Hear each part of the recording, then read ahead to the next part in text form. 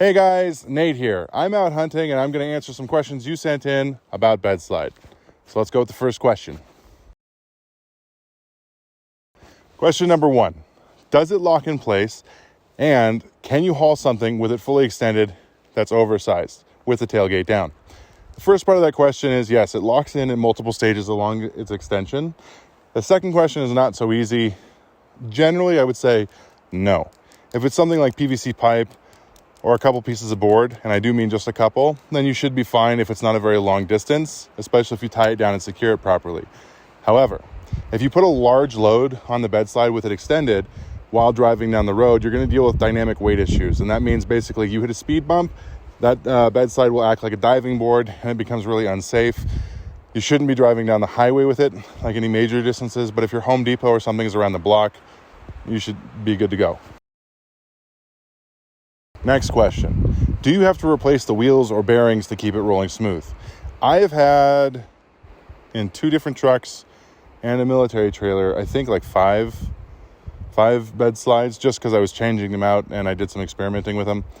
I've never had to replace any bearings or wheels, I think in like the 5 or 6 years that I've had them. So I don't see that being an issue. However, if it ever does come up, I'm sure it won't be that hard to take care of.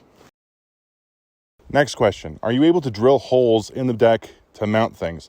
The answer to that is yes. Actually, I've done that a number of times with my BedSlides.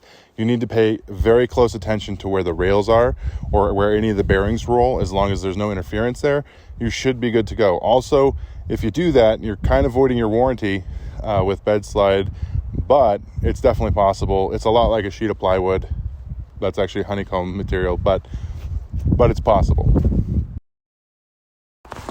Okay, the next question is what are the differences between, I had to read this one, sorry. What are the differences between the BedSlide S and Classic? Well, technically, they both hold the same capacity, but the S has a split deck. That's kind of what the S stands for. And the Classic extends a little further. It has the full range of extension, whereas the S, I think, doesn't come quite as far out. Both have the same load capacities. It's just they're built a little differently. Last question is do you need a bed cover or cap to have a BedSlide? Or is that just best practice? Really, it's mostly just to keep things clean. The BedSlide would be fine in the back of an uncovered truck, but having it covered just keeps things like dust and rain off of it. The frame of the BedSlide is not primered. The frame of the BedSlide itself is powder coated, and so it's pretty well protected until like things like cut it, and the bearings are covered by the deck, so everything's pretty much covered anyway. But in my opinion, you should have a snug top on top of it anyway.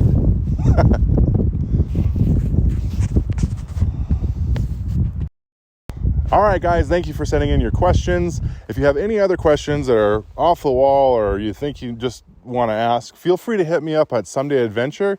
Also, send any of your questions over to BedSlide and they'll answer them because, they're BedSlide. See you next time.